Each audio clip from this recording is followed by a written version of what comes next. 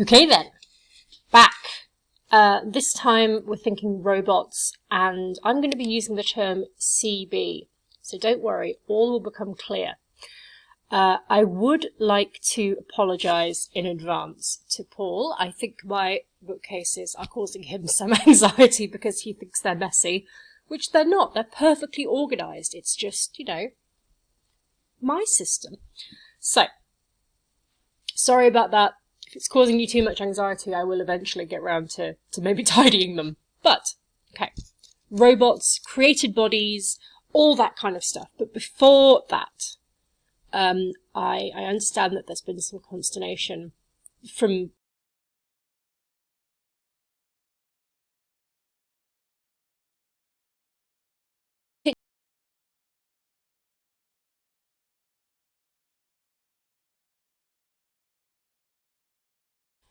I'm taking it from Spock. Social distancing, the needs of the many outweigh the needs of the few. Or the one.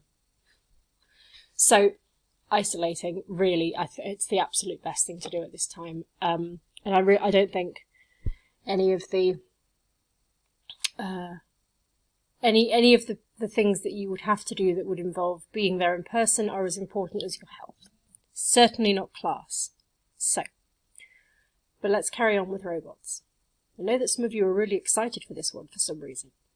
I nearly wore a robot costume, but I thought that was going too far. So here's an overview. Robots, cyborgs, and CBs. There's that term again. Where and when did they come from, and why? And at the end of this video, I've got a couple of questions based on the story that I paired with it, which is the J.Y. Yang Murmurations in Billions of Data Points, which is a fantastic story, and I really recommend you read it. It is, I'll put the link to it in the notes on the YouTube video. It's a story by a non-binary sci-fi writer, J.Y. Yang, about a very different kind of robot, and it kind of deals with mass panic, although in a different kind of way to what we're currently experiencing. So, robots. What is a robot? Quite simply, a robot is a machine that is designed to perform a specific task. Any machine and any task. Here we've got an image. This is a car building plant, and the yellow robots all have their own mechanical task. Anything that is a machine that can be set working on its own, so not like a can opener that we have to, you know, turn, is a robot. So a mechanical can opener could be considered a robot. An android is a robot designed to mimic human behaviour and or appearance. So, an android, all androids are robots, not all robots are androids. We could do it that way. And here we have Data from Star Trek, who is an android and very proud of it. He's also, I believe, fully functional. So, that's the difference between those two terms. But there are a couple of other terms that come up when talking about robotics. Cyborgs. So a cyborg is an organism, so that's something that is created naturally, a plant, a human being, an animal, which has synthetic hardware which interacts directly with the brain to alter the way it functions. So, any human, any animal that has some kind of brain implanting or some kind of connection to the nervous system to allow for movement that alters the functioning of that organism. And the term bionic is quite often used. Bionic man, woman, person, dog, whatever. An organism, again, something organic, something natural, which has mechanical or robotic hardware designed to augment or enhance the body. So somebody who has one of the newfangled robotic arms, which has fingers that can clench and hold like that, even though they have no fingers, because of course it's a robotic arm, that would be an example of a bionic limb, a bionic man or woman. And all of these together we can put under that term CB. Created beings, something which isn't born, isn't isn't a natural creation from the general sex processes of living things, but is actually created. This is slightly different to creation through things like test tube babies. That's coming up in the talk on transhumanism. But created beings, an object, an item that we call a robot, and it's strange to call it an object, but yeah, they're objects, that has these different purposes, these created roles. That is what all of these things come under. So created beings, CBs. It's a nice catch-all term. So, the first robots, we think of them as being quite common in the modern world, the understanding of a robot. And I'm not going to use the name of one of the most famous because it's just sitting over there. But Amazon have one, if you know what I mean. And I should say before we get on to this, that the word robot itself comes from the writer Karel Čapek. He is a Czech writer. And the word comes from the Czech robota, which means servitude. So the idea of a robot is something that was designed to be a servant, to do a task. But in the ancient world, there are some examples. So Cadmus. This is Cadmus at the bottom, sowing his dragon's teeth, and the dragon's teeth grew into soldiers, robotic soldiers that could fight. The story of Pygmalion built a statue of Galatea, and the statue came to life. So an automaton, if you like.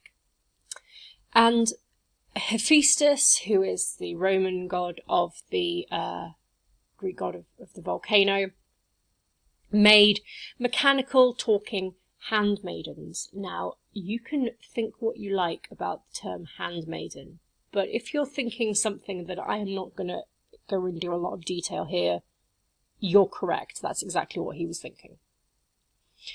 There's also the golem. So this is a golem down here. Jewish legend. They were huge clay. Oops, sorry, that's just my announcements on my laptop. Huge clay monsters, clay creatures that were designed to protect the Jewish people. And the very famous golem actually lived in Prague. And there's all this brilliant Jewish folklore around the idea of the golem. And then finally, in the Lokopanati, which is an Indian set of texts, the Buddha's relics are protected by these mechanical robots that are hidden in these underground tombs. So again, robots for a specific task, built to protect the relics, built as soldiers to fight, built as mechanical handmaidens, wink, or to protect the Jewish people. So all of them have really, really clear tasks. The first robots in the way that we think of outside of folklore, outside of stories, actual objects. So here's two examples, and what I love about these examples is that they are basically the exact opposite of each other. So first we have Jacques de Vaucanson, the digesting duck. Here it is. Here is a cross-section of the duck. It can flap its wings, eat, digest, and poop. I mean, what more could you want in a digesting duck? A great example of a little mechanical robot. It has a task: eat, digest, poop, flap. And it's a toy. It's sort of a cute little toy, really. In comparison, Hisashige Tanaka, who was known as Japan's Edison, so reference to Thomas Edison, great inventor, he made these beautiful little toys. Here are some drawings of them here, some photographs, of them here. And they could serve tea, they could pour tea, fire arrows, and they could write in kanji. So they were also little toys, but far more dignified than the duck. And Tanaka wrote a book called Illustrated Machinery in the late 18th century. The point was that he wanted to show how others could make these as well. But they were toys. They were supposed to be, they had a task, they did these tasks, but they were really for entertainment's sake. Robots becoming things that were used in the workplace, in something beyond entertainment. It was really the early 20th century. So the first use of the word, there we have it mentioned again, Karel Čapek from the Czech Robota, and his brother, who was an artist, Josef Čapek, painted a lot of these mechanical men, he called them, that really show that sort of android in the early stages. And the first robot to come out of Japan is this one in the black and white photo at the top, Gakuten Soku, created by a biologist, interestingly. So someone who is concerned with natural or organic life, now creating something that is inorganic, that is unnatural. And the first fully humanoid robot, Electro, is this striking gold fellow down below with his dog that was shown at the World's Fair in 1939. And again, kind of for entertainment. The clear job of the robot wasn't really anything particularly special. It could walk by voice command, it could talk about 700 words, it could smoke, priorities, and move its head and arms. So you could get it to do things, but the actual tasks that would be available, apart from smoking, were quite limited. Since then, since 1939 and smoking Electro, robots have become something absolutely massive. They are everywhere. And here are a couple of the most interesting, the most different examples. So we've got Google's self-driving car. And what I think is particularly interesting about the self-driving car is that it looks like a car. If a child was going to draw a car, it would probably draw that. They could have made it look like anything, but it still has to kind of look like what it is. So it looks like a car. And there have been problems with them crashing into things. Do cars make the right decisions? Do we trust cars to make the right decisions? All of those kinds of questions, which are only really compounded when you think about the CyberKnife surgery robot. I am not necessarily sure I would want my appendix removed by a robot, but there have been a tremendous number of successes with CyberKnife, mostly removing things, and mostly removing things that are exactly where they should be, if you know what I mean. Anyone who has sort of biological abnormalities, CyberKnife is not for you. And they are, of course, not used in isolation. They don't just put you in a room with the robot and tell it to go. But it's another thing. Not only are we removing incredibly skilled labour from humans, to what extent do we trust this robot to be making the correct decisions, the correct choices, whatever. And finally, Deep Blue. So Deep Blue is this, looks like a computer box. And I'm just going to move that up so you can see the caption. Beat Garry Kasparov, who was a chess grandmaster, still is a chess grandmaster, at chess in 97. So chess, which is all about being able to plan ahead, being able to anticipate. Deep Blue, the computer, the robot, beat Kasparov. And then I believe 2 years later, Kasparov beat it. So not necessarily proving that their robots are better than humans when it comes to problem solving, like chess. It's an interesting use, and it's my understanding that IBM only really built Deep Blue because they could. So again, entertainment, but really pushing what can be done. And all of that information can then be taken and used for other purposes. Right, let's just put me up here. Perfect. So the law of robotics, the laws of robotics, one of the most famous parts of the study of robotics, to the point that it has become a part of the science of robotics, though these actually started off in Asimov's fix-up novel, I, Robot. There he is in a picture. He's a writer, and again, a biochemist. So like the builder of the first Japanese robot, a biologist, someone who is used to the natural, building the unnatural. And he started out with the first, second, and third law, and added the zeroth law later. But it's the ultimate law, hence zeroth. The zeroth law, a robot must not harm humanity. The first, a robot may not injure a human being or through inaction allow a human being to come to harm. Now, we might think that the zeroth and the first are the same, but there are differences there. Must not harm humanity. Humanity as a whole, humanity as the overarching term, and then a robot must not injure a human being. So we've got the collective and the individual. And if the zeroth law is the one that must at all times be the overarching law, does that mean that there are instances where a human being can be harmed in order to save humanity?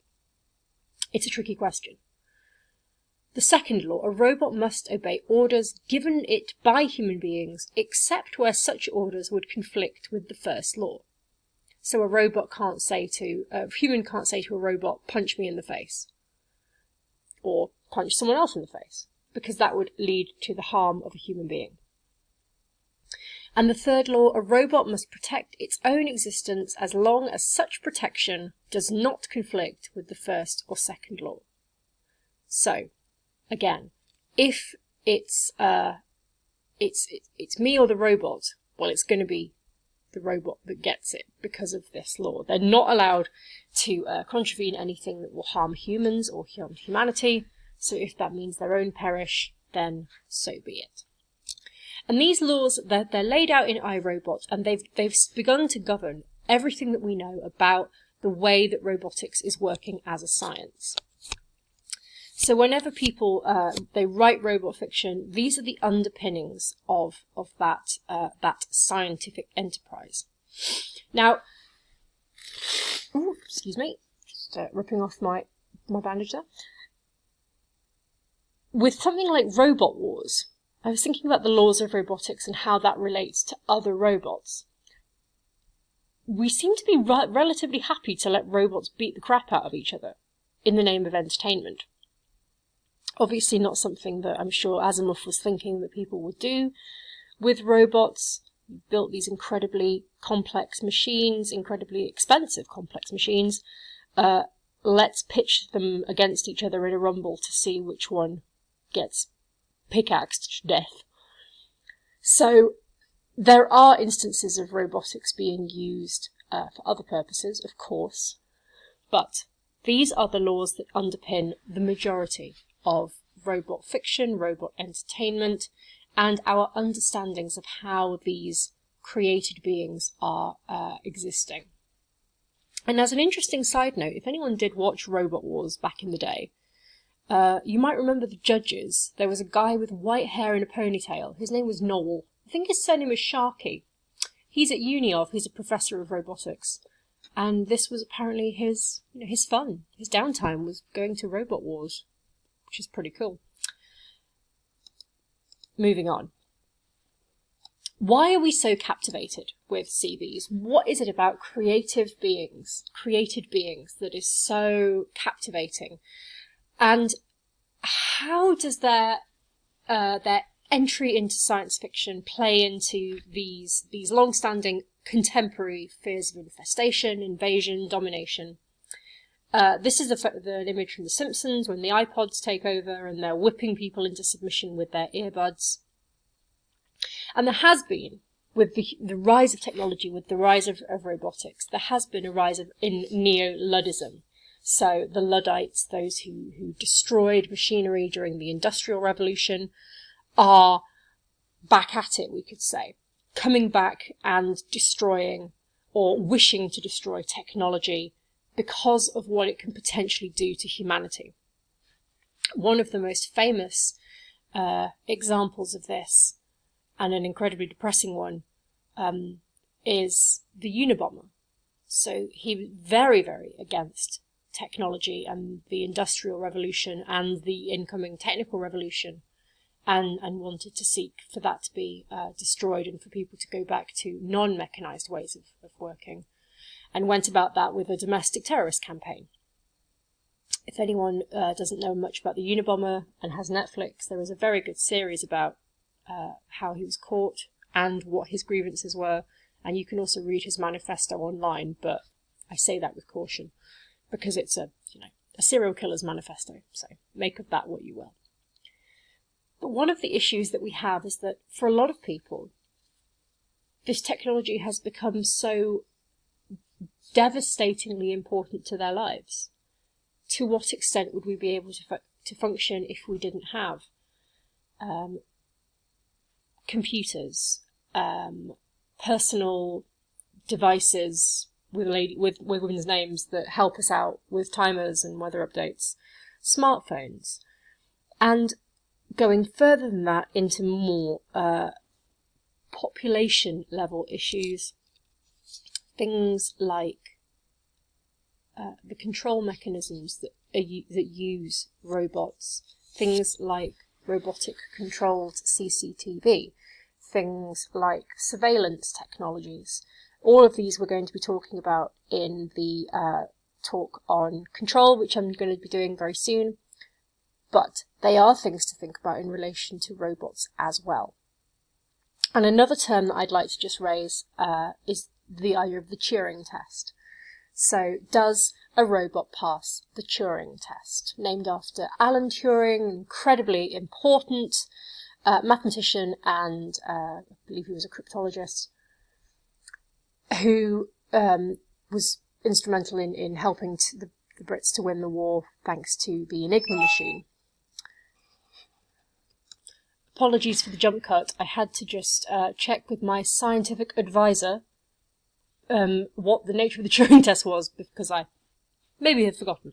So, the Turing test, you have a person on one end of a computer, a possible machine on the other, and using text questions, you're trying to work out, as the human, am I talking to a machine or not? And if, after a sufficient number of questions, the human is unable to say whether or not, with certainty, they're talking to a machine, the machine has passed the Turing test. The machine has won. A lot of the problems, or the issues, are to do with things like empathy. So, can a robot, can a machine, an android, a cyborg, whatever, can they sufficiently show empathy? Do they have an understanding of things like empathy? And anyone who's seen the Steven Spielberg AI film, terrible film with that creepy kid from The Sixth Sense, Haley Joel Osment. Blah. The point is that he's supposed to mimic love, and they found a way for robots to feel love. It's weird, but that is something that is one of the large questions. Do these machines, do they have any understanding of human emotions like that? Okay. I'm going to leave these questions up on the screen. Let me just move myself down here. So these are related to Yang's story. And, oh, excuse me. I've just a bit of a runny nose. So these are for you to think about in relation to the story. They might help if you've decided that you'd like to write robot fiction. They might be quite useful for you to think about. So, thinking about how for example, how do Yang's robots differ from the robots, droids, whatever, in other stories? So we've got things from the 1940s, for example, like Electro, great big gold beast, smokes, and has a dog. How is that different to modern iterations of the robot? Everything from maybe the droids in Star Wars, up through Star Trek, the different android characters that come up in Star Trek, and then into films like Ex Machina, where we have this terrifyingly human, really deep into the uncanny valley level of human mimicry, but an android. So thinking about what kind of robot you're doing and how is that relevant, and how does that play into the rest of the technology of your world? Because you're going to be doing some world building. You might also like to think about whether robots are alive. What does it mean for something to be alive? And as such, do they have agency? Are they able to act in a way that suggests that they have agency? And other questions on here. So there's one about what would we not want to be afraid of, and are there any laws of robotics that are left out? Those are just for you to think about. So I hope that's been an interesting introduction to the weird and wonderful world of robotics. A lot of the discussions I've put here, I'm going to start carrying on. No, I'm not going to start carrying on. I'm going to carry on in other videos. So tomorrow I'll be posting up the one on transhumanism, which takes a lot of these tech discussions further, and also control. So we talked a bit in our secret session about control and about politics, but I'm going to give you some more information on that, thinking about how these surveillance technologies work, how they work in relation to sci-fi, dystopia, that kind of stuff, and sort of tie these three topics together through these videos. So as ever, please feel free to leave me feedback on my AV. If you would like me to move my laptop so I'm not sitting by the books, I can do that. And also the comments are open, so feel free to have a discussion in the comments.